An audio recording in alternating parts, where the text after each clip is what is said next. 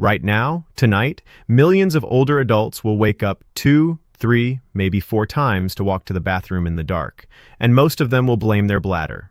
But here is what I have learned after more than 2 decades of treating patients with nighttime urination problems. The bladder is almost never the real villain. In most cases, the real cause is something the patient did between the hours of noon and bedtime that they have been doing their whole life without ever questioning it. And the most surprising part is this. Many of the people I see are actually doing something they were told was healthy, something their doctor, their nutritionist, or a well-meaning family member encouraged them to do. They are staying hydrated. They are drinking their water. They are doing exactly what they believe is right for their health.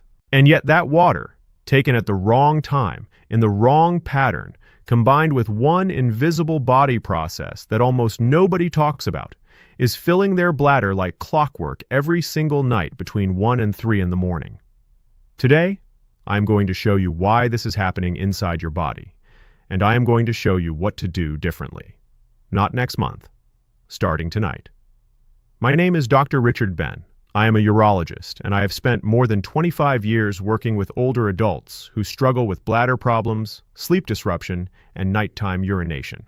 On this channel, Dr. Richard Ben Senior Secrets, I share honest, practical advice designed specifically for people over 60 who want clear answers without complicated medical language. Before anything else, I want to ask you something personal. Tonight, how many times do you expect to wake up to use the bathroom? Drop that number in the comments right now. And please tell me your age as well. I read through every comment personally, and I want to understand what you are dealing with so I can keep making videos that actually help you. You may be surprised to find out how many people watching this are going through the exact same thing you are every single night. Now, let me tell you about something that happened in my clinic about 2 years ago. A 70-year-old retired school teacher named Gloria came to see me. She had traveled nearly 2 hours to get to my office because she was at her limit. She sat down across from me, folded her hands in her lap, and said very quietly, "Dr. Ben, I have not slept a full night in 4 years." She was waking up between 3 and 5 times every night. She was exhausted during the day. She had stopped accepting evening invitations from friends because she was afraid of being away from a bathroom. She had even started sleeping in a separate room from her husband because she felt guilty about waking him up every time she got up. What struck me about Gloria was this. She was doing everything right. She was not drinking alcohol. She was not loading up on caffeine. She was drinking clean water throughout the day, just as her previous doctor had encouraged her to do. And still, she was waking up more times at night than many patients I see who are not trying at all. When I sat down and really listened to how she was drinking her water throughout the day, something became clear very quickly. The problem was not the amount of water she was drinking. The problem was the invisible pattern she had built around when she drank it, and how her aging body was responding to that pattern in ways she had no way of knowing about. This is the part that I want you to understand deeply today. Because once you understand why this is happening inside your body, the solution will make complete and immediate sense to you. Think about what your kidneys are actually doing every hour of the day. Most people think of the kidneys as simple filters that just clean the blood and make urine. But that is a very incomplete picture. Your kidneys are actually quite sensitive to time. They follow a daily rhythm that is tied to your body's internal clock. During the daytime hours, when you are awake, moving, and active, your kidneys are working at a higher pace. They are filtering blood efficiently and producing urine at a reasonable rate. Your bladder fills, you go to the bathroom, and the cycle continues normally during your waking hours. But as the evening arrives and your body begins preparing for sleep, something important is supposed to happen. Your brain releases a hormone called vasopressin. Think of vasopressin as a nighttime signal your body sends to your kidneys that says, "Slow down now, we are going to sleep. Reduce the urine you are making so the bladder can rest." In younger adults, this signal is strong and reliable. The kidneys respond well. Urine production drops significantly overnight. The bladder stays manageable. Sleep stays uninterrupted. But here is the critical change that comes with age and that almost nobody explains to older patients. After 60, the body produces measurably less vasopressin at night. The signal becomes weaker. The kidneys do not slow down as much as they used to. They keep producing urine at a pace that is closer to their daytime rate even while you are trying to sleep.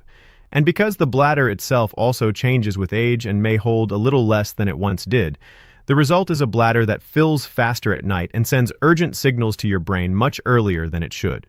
This is not a disease. This is biology. But it is biology that most patients have never had explained to them, and it is biology that responds very well to the right adjustments. Now, when you add a large amount of fluid in the afternoon or evening on top of this already weakened nighttime kidney signal, you are essentially asking your kidneys to do something they are no longer well equipped to handle at night. They keep working, they keep producing urine, and your bladder keeps filling while you're trying to sleep. Gloria's problem was exactly this. She was drinking a full glass of water with dinner, another glass while watching television, and sometimes a cup of herbal tea before bed because she thought it would help her sleep. Each of those drinks was arriving in her kidneys at exactly the time when her vasopressin signal was trying to wind things down. And her kidneys, no longer responding to that signal as powerfully as they once did, kept processing all that fluid right through the night. The change I asked Gloria to make was not dramatic. I did not put her on medication. I did not order complicated tests. I asked her to shift when she was drinking rather than how much. I explained to her that her body needed the bulk of its daily fluid earlier in the day when her kidneys were primed and ready to handle it efficiently, not in the evening when they were trying to rest. Here is the specific pattern I asked Gloria to follow.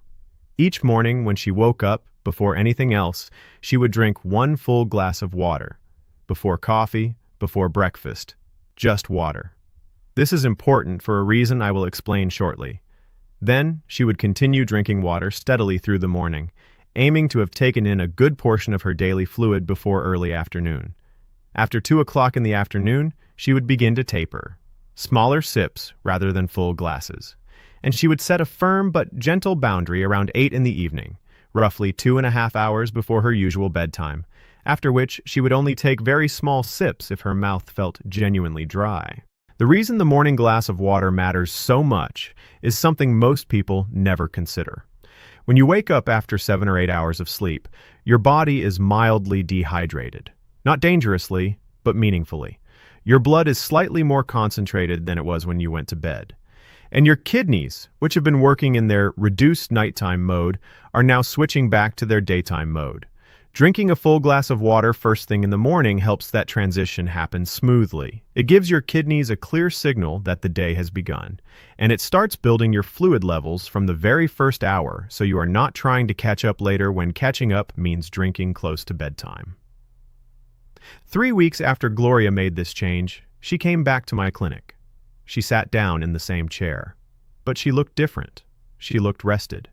She told me she was waking up once per night now instead of 3 to 5 times. Once. She said she had sat with her husband at the breakfast table that morning and told him she had forgotten what it felt like to wake up and not feel tired. She cried a little. I remember that moment clearly because it reminded me why this work matters. She did not need surgery. She did not need a new prescription. She needed someone to explain her own body to her in a way she could understand and act on. Now, I want to tell you about a second piece of this that is even less well known, and this is the part that surprises almost every patient I bring it up with for the first time. It surprised Gloria too when I explained it to her at that follow-up visit. Even if you are careful about your evening water intake, your bladder can still fill up at night because of something that has nothing to do with what you drank after dinner. It has to do with where fluid has been sitting in your body all day. Throughout the day, many older adults accumulate a small amount of extra fluid in the tissues of their lower legs.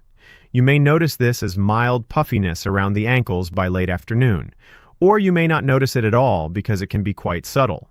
This fluid builds up during the day due to gravity and to the natural changes in blood vessel walls and circulation that come with age. When you are sitting or standing, gravity pulls fluid downward, and it settles into the soft tissues of your legs and feet. Now here is the part that directly affects your sleep. When you lie down flat in bed at night, gravity no longer holds that fluid in your legs. It redistributes. It moves back into your bloodstream. Your heart pumps it toward your kidneys. And your kidneys, even if they received no new fluid from drinking in the evening, now have a fresh supply of fluid arriving from your legs. They process it. They turn it into urine. And your bladder fills, sometimes quite rapidly, within the first hour or two of lying down. This is why some older adults find they wake up needing the bathroom very soon after falling asleep. It is not because of a weak bladder. It is because of this fluid shift that happens the moment the body becomes horizontal. There's a gentle and completely free way to address this. In the afternoon, before dinner, spend 20 to 30 minutes with your legs raised above the level of your heart. You do not need special equipment. Lying on a sofa with your feet resting on the armrest works perfectly. Resting your calves on two firm pillows while lying on your back works just as well. This position uses gravity in your favor. It helps move that pooled fluid from your legs back into circulation while you are still awake. Your kidneys process it during the afternoon and early evening hours, when you can still make trips to the bathroom normally. And when you finally lie down to sleep, there is far less fluid left in your legs to redistribute overnight. I had a patient named Thomas. He is 66 years old and spent 30 years working as a high school principal in Georgia. Thomas came to me after his wife had finally persuaded him that waking up 4 times a night was not something he simply had to accept. He was careful about his evening drinks. He had already cut out alcohol and caffeine after 6 in the evening, but he was still waking up regularly between midnight and 2 in the morning. When I asked him about his afternoons, he told me he spent most of them sitting at his desk or in his armchair reading. He rarely moved in the afternoon hours. His legs were dependent for 5 or 6 hours straight every day. I asked Thomas to add one thing to his afternoon: 30 minutes of legs elevated before dinner. That was the only new change we added on top of the hydration timing he had already improved. Within 2 weeks, his nighttime waking had dropped from 4 times to once.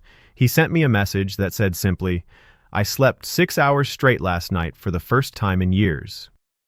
These two things together, drinking your water earlier in the day and helping your body clear leg fluid in the afternoon, create something more powerful than either one alone.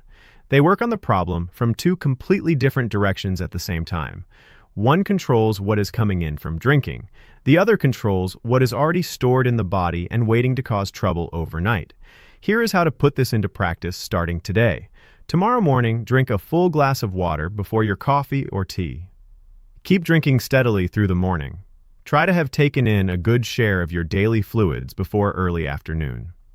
After 2 in the afternoon, shift to smaller sips and begin to taper gently. Set a personal cutoff time in the evening, about 2.5 hours before you go to bed, after which you only sip if you truly need to. And in the afternoon, before dinner, spend 20 to 30 minutes lying down with your legs elevated. A sofa armrest, a stack of firm pillows, or a recliner chair all work well for this. Give this approach at least 10 to 14 days. Some people notice improvement within the first 3 or 4 nights. Others need a little longer for the pattern to settle in. Be patient with yourself. And please, if you have any pain when you urinate, blood in your urine, or a sudden dramatic change in your bladder habits, speak with your doctor. Those symptoms need medical evaluation. The advice I am sharing today is for the very common pattern of nighttime urination that is driven by fluid timing and the normal body changes that come with aging. Your sleep is not something you have to sacrifice simply because you are getting older. Your body is not working against you. It is following the signals you give it every single day. When those signals change, the response changes too, often faster than you would expect. Tell me in the comments right now, how many times are you waking up at night? And what time of day do you usually drink most of your water? I want to know. Because understanding your pattern helps me help you better. If this video made something clearer for you today, please give it a like and consider sharing it with one person in your life who is also losing sleep to nighttime bathroom trips. It costs you nothing to share, and it could genuinely change someone's nights. Subscribe to Dr. Richard Ben Sr. Secrets if you are not already with us. Every week I come here to share honest, clear, practical information designed for older adults who deserve straight answers and real solutions. Take good care of yourself, and I will see you in the next video.